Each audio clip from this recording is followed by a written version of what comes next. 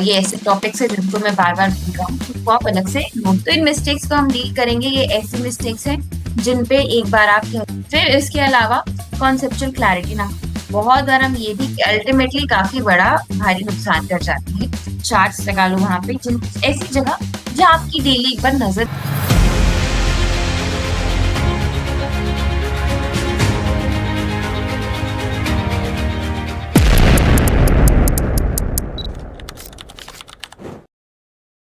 Hi everyone and welcome to Power Within Psychology's YouTube channel.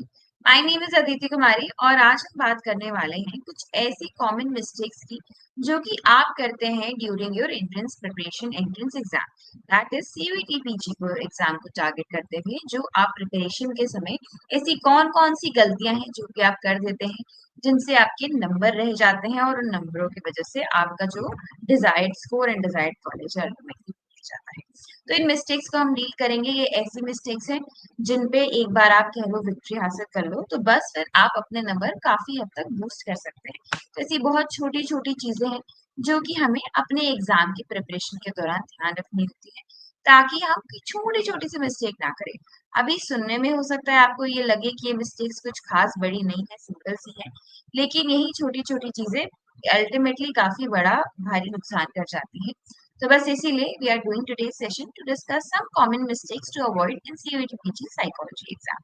Okay, तो फटाफट से हम अपना सेशन शुरू करेंगे। सेशन सेशन शुरू करने से पहले थोड़ी सी बात बिल्कुल quickly power within psychology की कर लेते हैं। तो आप CUET, UG, CUET, PG, UG NET, JRF, PhD entrances, RPSC, HPSC, EBGC, किसी भी लेवल ऑफ साइकोलॉजी एग्जाम को आप टारगेट कर रहे हो, पावर विद इन साइकोलॉजी सबकी ही कंप्लीट प्रिपरेशन कराते हैं। जहाँ जहाँ साइकोलॉजी या जिन जिन एग्जाम है सबकी प्रिपरेशन यहाँ इनके रिस्पेक्टिव प्रोग्राम्स में प्रोवाइड कराई जाती है। तो प्रोग्राम से रिलेटेड क्वेश्चंस के लिए, क्वेरी के लिए आपकी स्क्रीन पे जो नंबर गिवन है आप यहाँ के थ्रू हमसे कांटेक्ट कर सकते हैं थ्रू व्हाट्सएप, या आप हमारी वेबसाइट पे भी आप हमसे रीच आउट कर सकते हैं। ये हमारे पिछले कुछ सालों के टॉपर्स हैं। हर साल ही पावर विद इन साइकोलॉजी के स्टूडेंट्स जो हैं अपने रिस्पेक्टेड एरियाज में बिल्कुल टॉप करते हैं। एंड अगर आप कोर्स परचेज करेंगे तो आपको लाइव लेक्चर्स तो मिलेंगे ही, इसके अलावा रिकॉर्डेड क्लासेस भी मिल जाएंगे। बहुत सारे एमसीक्यूज पीवाईक्यूज सॉल्व कराए जाते हैं। एमसीक्यूज पीवाईक्यूज सॉल्व कराने के अलावा आपको डाउट सॉल्विंग सेशंस भी प्रोवाइड कराए जाते हैं, one on one doubt solving sessions भी दिए जाते हैं। किसी इंटरव्यू के लिए अगर आप क्वालिफाई करते हैं तो वो इंटरव्यू की प्रिपरेशन भी आपको कराई जाती है। ओवरऑल हर एक चीज, मॉक टेस्ट, पीवाईक्यूज, इवैल्यूएशन, सारी चीजें आपको प्रोवाइड की जाती है। कोर्स से रिलेटेड और किसी भी तरीके की इन्फॉर्मेशन के लिए आप बिल्कुल हमें व्हाट्सएप पे रीच आउट कर सकते हैं। नंबर आपकी स्क्रीन पे भी विजिबल है, नंबर आपको डिस्क्रिप्शन बॉक्स में भी मिल जाएगा। आप हमारी ऐप भी डाउनलोड कर सकते हैं, ऐप स्टोर से प्ले स्टोर पे दोनों में अवेलेबल है, जहाँ पे आपको फ्री के कंटेंट भी MCQs, PYQs plus demo lectures भी मिल जाएंगे जिनको आप इजीली अवेल कर सकते हैं। Okay, now we start with today's session. तो क्या क्या ऐसी चीजें हैं जहाँ पे आप गड़बड़ कर देते हैं? पहला तो मिसमैनेजमेंट ऑफ टाइम। तो इस पे डिटेल में हमने एक और ऑलरेडी सेशन करा है। इनकेस आपको एक डिटेल वीडियो आंसर चाहिए जहाँ पे हम टाइम मैनेजमेंट के ऊपर बात कर रहे हैं, तो उसके लिए आप हमारे यूट्यूब चैनल पे रेफर कर सकते हो on time management video for CUET PG. ना अपार्ट फ्रॉम दैट और क्या चीजें हैं जो कि बेसिक चीजें, मिसमैनेजमेंट कहाँ हो जाता है टाइम का? अगर आप पेपर दे रहे हैं या एमसीक्यूज ही सॉल्व कर रहे हैं, मॉक टेस्ट ही लगा रहे हैं, वहां जो टफ क्वेश्चन लगता है आप उसी को लेके बैठ गए, ये बहुत बड़ी मिस्टेक है। किसी भी क्वेश्चन पे मैक्सिमम टू मैक्सिमम आपको 90 सेकेंड्स देंगे, उससे ज्यादा नहीं देना है। इतना लंबा आपका पेपर नहीं है कि आप एक क्वेश्चन पे 5 मिनट 6 मिनट में बर्बाद कर दें, बिल्कुल सोचिएगा भी नहीं। अभी से ही प्रैक्टिस करिए। मॉक टेस्ट जब आप प्रैक्टिस करें तो इसलिए टाइमर लगा के करिए। अगर आप पावर विद इन के स्टूडेंट हैं तो आपको तो पता ही है, आपके पोर्टल पे बहुत सारे मॉक टेस्ट हैं जहाँ पे आपको अलग से टाइमर लगाने की जरूरत नहीं है। पोर्टल पे ही सारी चीजें कंप्लीट इवैल्यूएट होकर टाइमर के साथ आपको मिलती है, जैसा हूबहू एग्जाम की सेटिंग में होता है बिल्कुल उसी तरीके से। एंड अगर आप ऐसे खुद से प्रैक्टिस कर रहे हैं तो make sure that you have a timer. उसी तरीके की सेटिंग बनाओ जिस तरीके से एक एग्जाम में आपका पेपर होता है, और वैसे ही अपने सेट्स प्रैक्टिस करो, मॉक लगाओ। बिकॉज यहाँ पे आपकी आदत बनती है कि ओके मुझे इतना टाइम एक क्वेश्चन पे देना है। अगर मैं अटक रहा हूँ कोई बात नहीं, पेपर है, अटकोगे बट उसी पे फिक्सेटेड नहीं हो जाना है, आगे बढ़ना है, बाकी क्वेश्चंस भी हैं आपके पास। और ये कर दिया आपने कि इजी क्वेश्चन है तो मतलब उनको बहुत ही इजी लेके चले गए, ये तो कुछ नहीं, बढ़ते हैं ये तो क्या है, ऐसे ऐसे करते चले गए। इजी है क्वेश्चन, नंबर तो लाएगा आपको, वो नंबर तो प्रोवाइड करेगा, तो उसको बहुत ही हल्के में ले जाओ, बिल्कुल अराउजल एकदम लो कर दो, फिर गलत पढ़ लो, उसे में भी इनकरेक्ट का करेक्ट कर दिया, ऐसा कुछ कर दिया, तो वो भी आपके लिए मिस्टेक ही क्रिएट करेगा। तो बहुत ही ज्यादा हल्के में भी नहीं लेना है, बहुत ही ज्यादा पैनिक भी नहीं कर जाना है इनकेस अगर पेपर डिफिकल्ट भी आ गया। Last minute rushing without review, last minute आपने बिल्कुल रश कर दिया चीजों को, पेपर तुरंत सबमिट कर दिया, देखा नहीं एक बार, मे बी कोई क्वेश्चन छूट गया हो, मे बी कोई ऐसा रीडिंग में गलती करी हो, तो उसके लिए भी आंसर को टाइम मैनेज करना बहुत जरूरी है कि आपके पास टाइम बचे एंड में कि आप अपने पेपर को रिव्यू कर सकें। और ये सिर्फ प्रैक्टिस ही आपको अपने लास्ट एग्जाम के लिए नहीं रखनी, ये अभी से जब आप मॉक टेस्ट प्रैक्टिस कर रहे हैं तब से शुरू से प्रैक्टिस बना के रखिए कि एंड तक आपके पास ये प्रैक्टिस कैरी ऑन हो पाए। एंड जब आप रिव्यू करते हैं तो रिव्यू करते वक्त आपको ओवर थिंकिंग नहीं करनी है। ऐसा नहीं कि आप रिव्यू करने लगे और रिव्यू के चक्कर में अब आप आंसर ही बदलने लगे, तो भी आप मिस्टेक्स करेंगे, गलतियां करेंगे। मेजोरिटी ऑफ द टाइम हम जो पहले आंसर लगाते हैं, जो अपनी इंस्टेंट गट जो भी हमारी आती है, जो हम सोचते हैं वो सही होती है, बाद में ओवर एनालाइज करके आंसर बदल देने से गलतियां ही होती हैं, मेजोरिटी ऑफ द टाइम गलतियां होती है। तो इसलिए ऐसी हरकतें ना करें, अपने आप पे ही भला करें। देन सिलेबस की अगर कवरेज ना करो, सिलेबस की अच्छी समझ, उसकी अच्छी कवरेज बहुत जरूरी है। अगर आप खुद से प्रिपेयर कर रहे हैं तो आपको लग रहा है कि सिलेबस में कहाँ से डाउनलोड करूँ, क्या पता चलेगा मुझे सिलेबस का, एनटीए की वेबसाइट पे ये सिलेबस है। अगर आप नहीं लोकेट कर पा रहे हैं तो आप हमें मैसेज करें, हम आपको सिलेबस फॉरवर्ड करवा देंगे। कि तो सिलेबस की अच्छी पकड़ होना, सारी कॉन्सेप्ट्स की फुल क्लैरिटी जरूरी है। ऐसा नहीं कि आपको सपोज अब डेवलपमेंटल अच्छी लगती है तो आप बस उसी पर फोकस कर रहे हैं। रिसर्च यूजुअली बच्चों को नहीं पसंद आती, तो आप सोच रहे हैं इसको मैं लास्ट में करूंगा, छोड़ दूंगा, स्टार्ट छोड़ दूंगा, ऐसे काम नहीं करेगा। सिर्फ फेवरेट टॉपिक्स पे फोकस करोगे, ये बहुत बड़ी गलती हो जाएगी, ऐसा नहीं करना है। और या जो नहीं लगते हैं इंटरेस्टिंग, या लगता है कि इनसे ज्यादा नहीं बनेंगे, मे बी मेरे से नहीं हो पाएगा, तो इनको छोड़ देता हूँ, जैसे स्टैट्स मैंने बोला, ज्यादातर बच्चे स्टैट्स से भागते हैं। मत भागिए, अच्छा सब्जेक्ट है, प्यारा सब्जेक्ट है, एक बार चांस देके देखो, अच्छा सब्जेक्ट है, देखो जुड़ाई हटाओ और एक बार शुरू से कोशिश करो, इट्स नॉट दैट हार्ड। तो यस, ऐसे आप इग्नोर कर दो कि मुझे अच्छा नहीं लग रहा तो ये मैं लास्ट में करूंगा, बाद में करूंगा, तो आपको भारी नुकसान हो जाएगा सच में। तो इसलिए ऐसे मत करिए कि कोई भी टॉपिक छोड़ना नहीं है, ये सोचना ही नहीं है ऐसे भी सिलेबस में कि ये वाला यूनिट कर लेता हूँ, ये वाला छोड़ देता हूँ, उसके 2 टॉपिक छोड़ दूंगा तो क्या हो जाएगा, बहुत कुछ हो जाएगा। आपका ये एक सब्जेक्टिव पेपर नहीं है कि आपको बस क्वेश्चन का आंसर लंबा लंबा लिख के आना है। ऑब्जेक्टिव है, कहीं से भी किसी भी पॉइंट से सवाल बन सकता है। आप जो टॉपिक छोड़ के जाओ, देयर इज अ पॉसिबिलिटी उससे 4-5 सवाल बनाए, फिर तो वही काम खत्म हो गया। तो इसलिए सिलेबस की अच्छी कवरेज जरूरी है कि आप सारे टॉपिक्स को एक बार देखें जो आपके सिलेबस में दे रखा है। और अभी तो टाइम भी है, अभी से आप शुरू करेंगे तो आप बिल्कुल इस चीज को कर सकते हैं। एंड बाकी इंडियन साइकोलॉजी अप्लाइड एरियाज कई बार बच्चे छोड़ देते हैं, सोचते हैं कि इमर्जेंस ऑफ साइकोलॉजी से क्या ही पूछेंगे। पूछ लेते हैं आपसे एक बहुत बेसिक क्वेश्चन के, बताओ पहली इंडियन साइकोलॉजी की लैब कहाँ पे थी, नरेंद्र सिंह गुप्ता के बारे में पूछ लेंगे आपसे। अलग अलग इंडियन साइकोलॉजिस्ट से रिलेटेड सवाल बिल्कुल आपको बनने को दिख सकते हैं, और आप ऐसे छोड़ देंगे तो mistake है। तो डेट्स वगैरह, हाँ, नॉट थिंक कि अब आपको बिल्कुल पर्सपेक्टिव पे जाना है, आपको हिंदुज्म बुद्धिज्म ये सब पता होना चाहिए, नहीं, that's not a part of syllabus. लेकिन जो इंडियन साइकोलॉजी की, जो मॉडर्न इंडियन साइकोलॉजी की बात है, उसके बारे में आपको बिल्कुल पता होना चाहिए कि शेखर घोष कौन थे, एनएन गुप्ता कौन थे, दुर्गानंद सिन्हा कौन थे। ये कुछ नेम्स है जिनसे आपको अपने आप को फैमिलाइज करना है। फिर इसके अलावा कॉन्सेप्चुअल क्लैरिटी ना हो। बहुत बार हम ये भी करते हैं कि हमें लग रहा है कि ये टॉपिक जो है, सपोज क्लासिकल कंडीशन हमेशा से पढ़ते आ रहे हैं, तो what do we do this, कि अरे हाँ ये तो मेरे को पता है, ये तो मैंने कर रखा है, पावलो और उसके डॉग को बहुत बढ़िया से जानती हूँ मैं, ये मेरा हो गया। और हम यहीं पे गलती कर देते हैं, हम सोचते हैं कि ये आता है, बहुत ईजी है, और उसको हल्के में ले लेते हैं, और ये बहुत बड़ी मिस्टेक कर देते हैं, बिकॉज ऐसे ही इजी सवालों में फिर आपकी गलतियां हो जाती है। तो कॉन्सेप्चुअल क्लैरिटी फाउंडेशन, एक स्ट्रॉन्ग फाउंडेशन बिल्डअप करना आपको सिर्फ आपके पीजी एंट्रेंसेस में नहीं, इसके आगे भी जो भी आपका गोल है वहां पे भी आपको बिल्कुल मदद करेगा।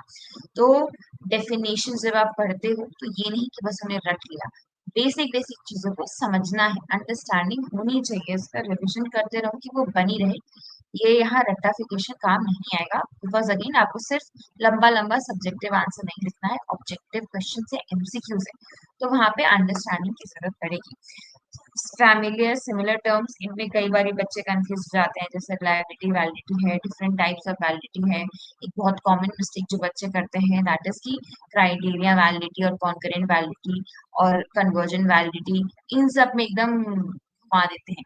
तो वो वाली चीज नहीं करनी है, कॉन्सेप्ट की क्लैरिटी होनी चाहिए, अलग अलग टाइप्स ऑफ वैलिडिटी, अलग अलग टाइप्स ऑफ रिलायबिलिटी और भी इतने सारे टॉपिक्स हैं। एक स्टूडेंट था मेरा, वो हमेशा हाइपोथैलेमस और हिप्पोकैम्पस में कंफ्यूज हो जाता था। तो ऐसी चीजें नहीं करनी है कि आप हाइपोथैलेमस हिप्पोकैम्पस में ही कंफ्यूज हो जाओ और आती हुई चीजों को गलत करके आ जाओ। ये फिर जो आता हुआ गलत हो जाएगा, उससे आपको जो दुख होगा, उसके लिए आपको ही होने में टाइम लग जाएगा। सो इसलिए कॉन्सेप्चुअल क्लैरिटी आप रखिए कि ये ऐसी ऐसी मिस्टेक्स ना के एंड कॉन्सेप्चुअल एप्लीकेशन टू की क्वेश्चंस में छोड़ देना, ये भी गलत है। आप जब क्वेश्चन आपको सॉल्व करने की होती है, जब आप ढेर सारे क्वेश्चंस कराएंगे, सॉल्व करेंगे, तो आप ये भी समझेंगे कि एग्जामिनर का क्या पर्सपेक्टिव है, यहाँ पे किस कॉन्सेप्ट के बारे में पूछ रहा है। उसकी जब समझ होती है तो और ज्यादा आप में भी कॉन्फिडेंस बिल्डअप होता है क्वेश्चन को आंसर करने का, और फिर आपके आंसर सही लगते हैं।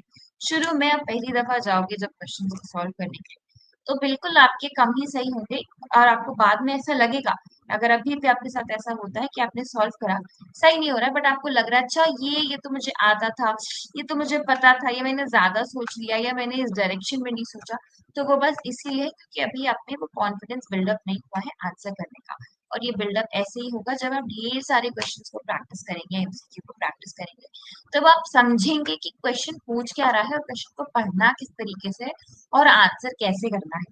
तो इसीलिए yes, conceptual clarity and solving, जितना एमसीक्यूज आपको मिले, जितने मॉक टेस्ट मिले, पीवाईक्यूज हैं, उनको बिल्कुल प्रैक्टिस करें। पोर्टल पे भी, हमारे पावरदन के पोर्टल में कुछ फ्री में भी हमने मॉक टेस्ट पीवाईक्यूज प्रोवाइड कर रखे हैं। उनके अलावा आप इनको परचेज भी कर सकते हैं।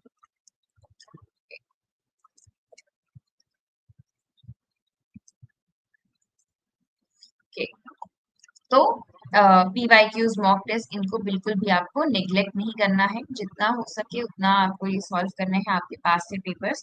अब सीयूईटी पीजे में आप देखोगे तो आपके जो बहुत पुराने पास से पेपर्स हैं, वहाँ पे जनरल एप्टीट्यूड, मैथ्स, ये सबसे भी सवाल आए हैं, बिकॉज एक टाइम पे ये सिलेबस का पार्ट था, अभी नहीं है।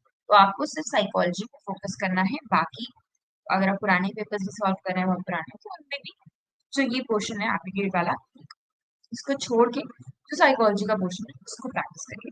ओके, तो साइकोलॉजी आपका सिलेबस है, पीवाईक्यूज का आपको बिल्कुल अंदाजा होना चाहिए, प्रैक्टिस करिए उसको, एक एक महीना का गैप देके मल्टीपल टाइम सॉल्व कर लो, मॉक टेस्ट भी लगाओ, उससे ये भी समझो क्योंकि ये यूनिट से सवाल आते हैं, यहाँ पे मेरी गलती हो रही है, ये पर्टिकुलर यूनिट है जहाँ पे मैं लैक कर रहा हूँ। अगर आप पावरदिन की स्टूडेंट है तो आपको पता होगा, हम आपको ये एनालिसिस भी प्रोवाइड कराते हैं, इवैल्यूएशन प्रोवाइड कराते हैं, तो आप उस चीज को सीक आउट करें। और वरना अगर आप खुद से प्रिपेयर कर रहे हैं तो आप खुद से इस चीज को एनालाइज करने का कोशिश करें, या देखें कि मेरी यहाँ यहाँ गलतियां होती हैं, यहाँ यहाँ नहीं होती हैं, ये मेरा स्ट्रॉन्ग एरिया है, मेरा वीक एरिया है। ये ऐसे टॉपिक्स है जिनको मैं बार बार भूल रहा हूँ, तो उनको आप अलग से नोट डाउन करें कि एग्जाम से 2 हफ्ते 3 हफ्ते पहले ये एरिया से जहाँ मुझे ज्यादा रिविजन करने की जरूरत है, यहाँ मेरी मिस्टेक्स होती हैं। ओके, एंड अपने मिस्टेक्स को देख आपको रिव्यू करना है, ऐसा नहीं कि आपने सॉल्व करा, नंबर आ गए, बस बात खत्म, अब क्या, अब तो बस कोई टेंशन नहीं, फिर क्या फायदा हुआ। अगर आपने क्वेश्चन प्रैक्टिस करे पर आपने उसको रिव्यू नहीं करा, तो उसका फायदा क्या हुआ, आपको क्या पता कि आपने गलती कहाँ करी, आपका सही क्या हुआ। क्वेश्चन देखना, इनफैक्ट रिव्यू करने में ज्यादा टाइम लगता है, आप सॉल्व कर लोगे, फिर उसके बाद एक एक करके देखना कि ये गलत हुआ, क्यों गलत हुआ, ये ऑप्शन क्या था, ये क्यों था, ऐसा क्यों सोचा, उसमें काफी टाइम लगता है। तो वो टाइम दीजिए, वो टाइम देना होगा, तभी you would get the habit और अंडरस्टैंडिंग। वो फायदा मॉक का तभी निकलेगा जब आप उसको रिव्यू करेंगे, अपनी गलतियां देखेंगे, गलतियां सबको देखेंगे। ब्रेक ले लो थोड़ा, ऐसा नहीं है कि लगातार ही करते जाना है, सपोज अभी सॉल्व किया, चेक कर लिया, 10 मिनट ब्रेक ले लिया, 1 घंटा ब्रेक ले लिया, फिर दोबारा से देखा कि हाँ now going to review exactly क्या क्या गलतियां, कैन डू दैट, लेकिन ऑलवेज रिव्यू जो भी आप सॉल्व कर रहे हैं। एंड हम कई बार ये भी करते हैं कि लंबा मॉक टेस्ट बनाना हमें बहुत टायरिंग लगता है इतने सारे सवाल एक साथ कौन बैठ के करेगा, 10 10 10 10 सवाल बना लेता हूँ। ठीक है, बनाइए, डेली 10 बनाइए, लेकिन हफ्ते में एक mock test at least, full 1 weekly mock test आपको लगाना चाहिए। एक बार जब अच्छी सिलेबस की आपकी कवरेज हो जाए तब आप इस चीज को शुरू कर दें, जहाँ पे आप वीक में एक पूरा पूरा मॉक टेस्ट जरूर सॉल्व करें, मिनिमम है एक। आपको इससे इसकी भी आदत लगेगी कि बैठ के एक साथ एक बारी में कैसे इतने सारे सवाल सॉल्व करने हैं, वो भी टायरिंग हो जाता है। और एग्जाम पे आपको, एग्जाम में सपोज इजी पेपर आ गया और आप सो गए, वहां पे नींद आने लग गई, तो गड़बड़ हो जाएगी। तो फुल मॉक टेस्ट की उतनी देर बैठ के अटेंशन प्रोवाइड फोकस करने की इसकी भी आदत होनी चाहिए। Okay, then another common mistake जिसपे बच्चे रोते हैं कि ये नॉट को एक्सेप्ट, ये सारी चीजें ना पढ़ना, नॉट लिखा था नहीं पढ़ा और जो है नहीं करना था वो मार्क करके आ गए, करेक्ट को इनकरेक्ट कर लिया, ऐसी चीजें नहीं देखी, आता था सवाल लेकिन गलत कराए। तो बहुत अकेले इस पे भी बहुत दुख होता है, और क्योंकि बिल्कुल सिलीस्ट ऑफ द सिली मिस्टेक, और आप सोचें कि अब इसका मैं कुछ कर सकूं, नहीं, इनके is not going to listen to that, वो नहीं मानेंगे कि आपने इसको पढ़ा नहीं है, आप अच्छे से जेन्युइन मिस्टेक हुई नहीं। वो क्लास में आप कर लेते हो लिखते वक्त, यहाँ रॉन्ग टच हो गया तो रॉन्ग टच हो गया मैम, तो अब दूसरा करते हो। जब हम क्लास में चीजें सॉल्व कर रहे होते हैं तो लॉट ऑफ टाइम स्टूडेंट्स, अरे गलती से टाइप हो गया मैम, रॉन्ग टच हो गया। चलो क्लास में तो अब आपने ये रॉन्ग टच कर दिया, मैंने आपको जाने दिया एक बार दो बार, लेकिन एनडीए नहीं जाने देगा। तो मेक श्योर कि आप जो भी कर रहे हैं उसको, नॉट को और ये एक्सेप्ट को, और जो मार्क कर रहे हो आप उसको भी सही से मार्क करें। और सीबीटी बेस्ड आपका पेपर होता है, इसलिए आप अपना माउस का इस्तेमाल करें, कीपैड पे फोकस मत करें। आरो की को आप दबाओगे नेक्स्ट करने के लिए, वो नेक्स्ट में कई बार आंसर चेंज कर देता है। सपोज आपने ए मार्क करा और आप अपने कीबोर्ड का इस्तेमाल कर रहे हो, आपने नेक्स्ट पे एरो पे क्लिक करा, अब हो सकता है वो आपके नेक्स्ट की वजह से वो ऑप्शन ए से बी पे आ जाए, ये होता है। तो इसीलिए do not use your keyboard, the safest bet would be instead use the mouse, जो आपको माउस प्रोवाइड करा जाएगा उसका इस्तेमाल करें, वो ज्यादा सेफर ऑप्शन है। ओके, एंड बिल्कुल रश भी नहीं करना। इजी लग रहा है तो भी ऐसा नहीं कि बहुत इजी एकदम क्वेश्चन पढ़ा नहीं आंसर कर दिया, नहीं, क्वेश्चन हमेशा पूरा पढ़ना है, और उसके बाद आंसर करना है। ओके, पर ये भी नहीं कि बहुत ज्यादा टाइम भी दे देना है, अप्रोप्रिएट अमाउंट ऑफ टाइम जितना रिक्वायर्ड है पूरा पढ़ के देना है। आपका ऑनलाइन होता है तो अगर आपको ऐसा है कि कोई डाउट आ रहा है, एक सवाल है, लग रहा है आपको उसका आंसर सी होगा बट नॉट वेरी श्योर, तो मार्क फॉर रिव्यू डालो उसको, वहाँ ऑप्शन होता है पर्पल कलर का, वो हाईलाइट हो जाएगा, इसलिए कि अब आपको बाद में ढूंढना नहीं पड़ेगा अरे वो कौन सा वाला था जिसमें मुझे डाउट हो रहा था, आपके लिए वो मार्क रहेगा।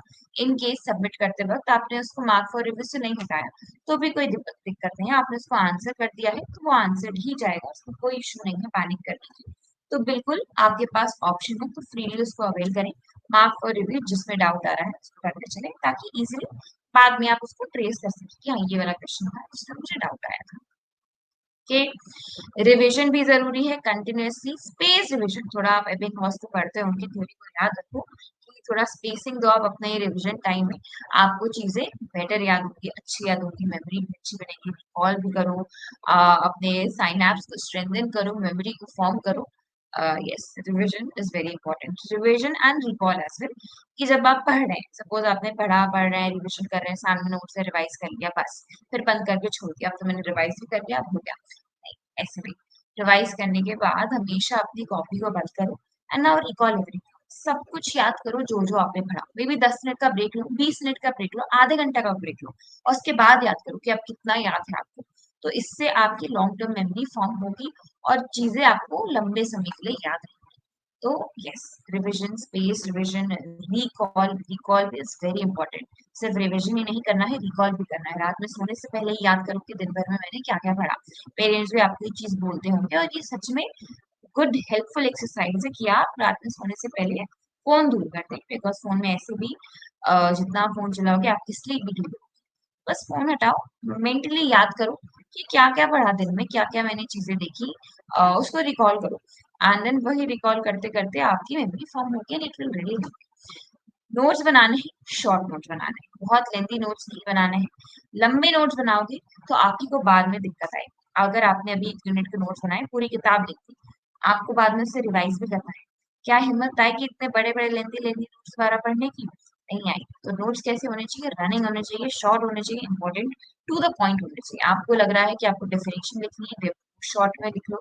आपको लग रहा है मुझे डेफिनेशन एग्जाम्पल लिखना है, which actually really work really well for a lot of people।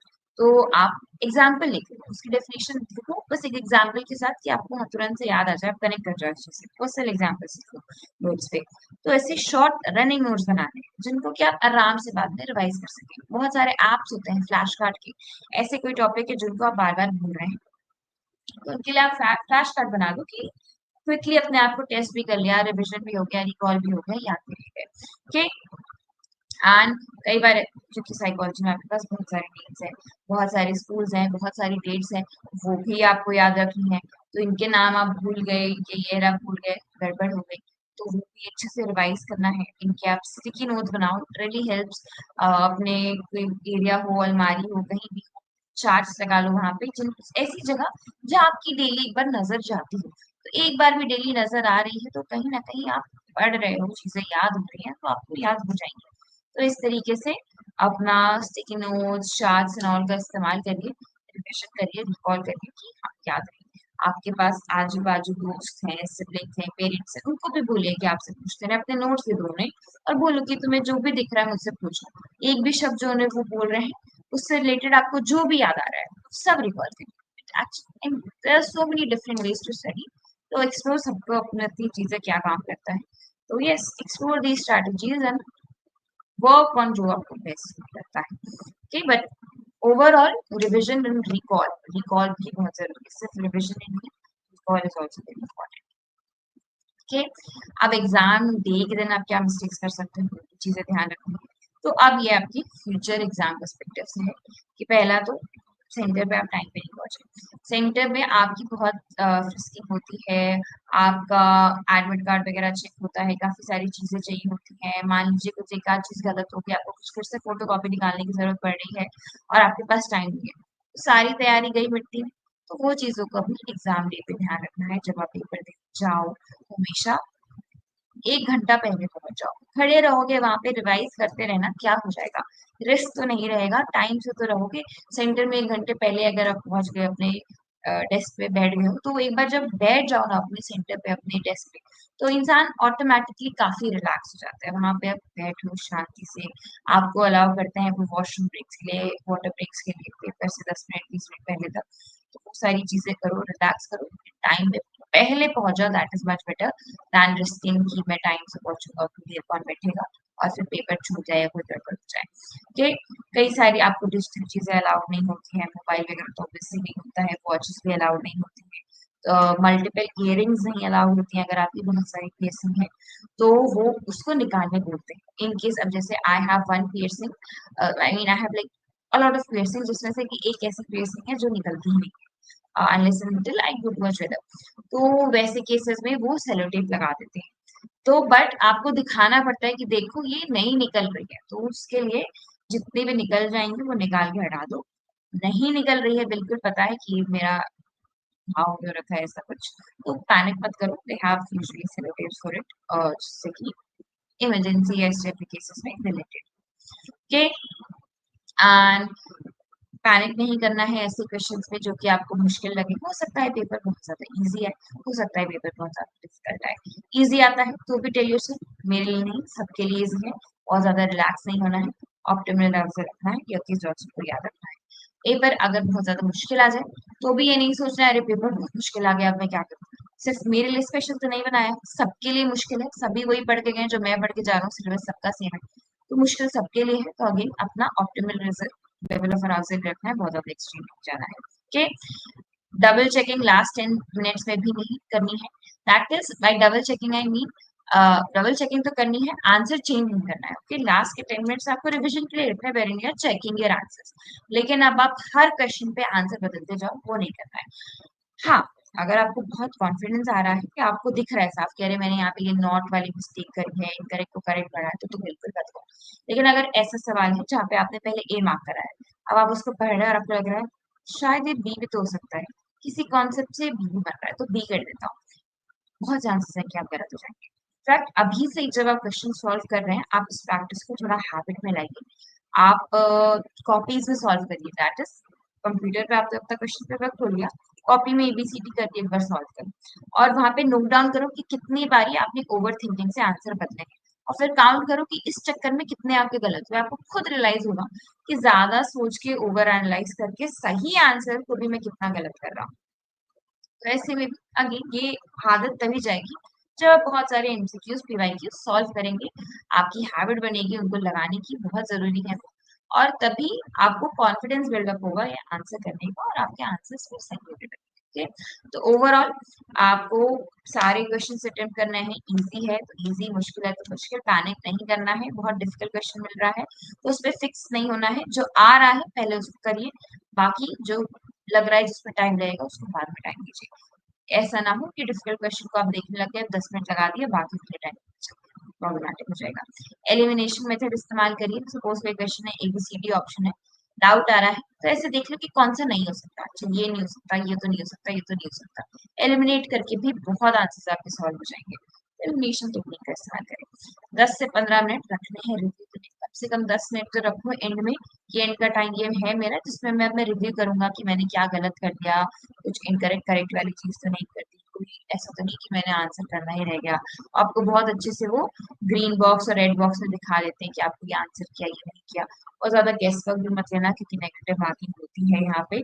तो बहुत गेस वर्क, अंधा गेस वर्क भी बिल्कुल नहीं लेना है। थोड़ा बहुत डाउट हो रहा है, 50-50 की प्रोबेबिलिटी लग रही है तो ले लो। लेकिन बिल्कुल ही नहीं आ रहा है और आप सोच रहे हैं बिल्कुल बस अंधे तुक्के मारते चले जाए, तो गड़बड़ हो जाएगी, मत करना नेगेटिव। ओके, रिवाइज करना है अपने सारे टेस्ट, सारे फॉर्मूलाज को। इनफैक्ट आपके लास्ट वीक जो होता है एग्जाम से पहले, उसमें तो स्पेशली सिर्फ रिविजन रिविजन रिविजन पे ही फोकस करना होता है, कोई नया टॉपिक नहीं पढ़ना होता है। अभी तो आपको नए टॉपिक्स करने हैं, सिर्फ इसकी अच्छी कवरेज बनानी है। कोशिश करिए दिसंबर जान तक आपका पूरा ये हो जाए और आप रिविजन पे आ जाए उस पॉइंट तक। And then practice practice practice revision, और एग्जाम से पहले रिविजन रिविजन रिविजन रिविजन। बाकी stay calm and confident paper. अभी टाइम है आपके पास, अभी से आप अपना समय देंगे अपने पेपर के लिए, तो आप बिल्कुल क्लियर कर सकते हैं अपने एग्जाम को, काफी अच्छे नंबर्स के साथ क्लियर कर सकते हैं अपने एग्जाम को। तो all the best for that. यही टिप्स थी आज के लिए आपके लिए, ये मिस्टेक्स थी जो आप कर सकते हैं, नहीं करनी है, पैनिक नहीं करना है। अभी बहुत टाइम है, बहुत टाइम भी नहीं लेकिन टाइम है। आप अगर आज से भी डिसाइड करते हैं कि मैं फोकस स्टडी करूंगा, तो आप बिल्कुल अच्छा परफॉर्म कर सकते हैं, देर नहीं हुआ है। बस ये मत टालना कि अच्छा मंडे से करूंगा, अच्छा ट्यूसडे से करूंगा, नहीं। अभी आज अभी से शुरू हो जाइए, कुछ कल के लिए मत छोड़िए। कहते हैं ना, tomorrow never comes, tomorrow really doesn't come. Okay, and that was it for today.